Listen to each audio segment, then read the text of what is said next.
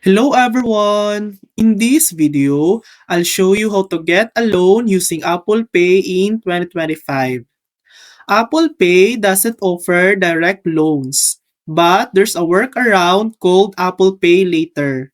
Apple Pay Later lets you split your purchase into 4 payments over 6 weeks with zero interest and no fees. Shop at any store that accepts Apple Pay. At checkout, choose Apple Pay, then select Pay Later instead of paying in full.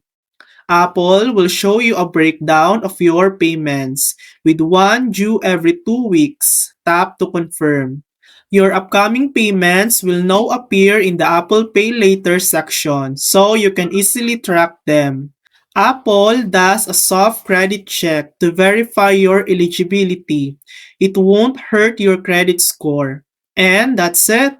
While it's not a traditional loan, Apple Pay Later is smart, interest-free way to spread out your payments. Thanks for watching. If this video helped you, please like and subscribe for more helpful tutorials.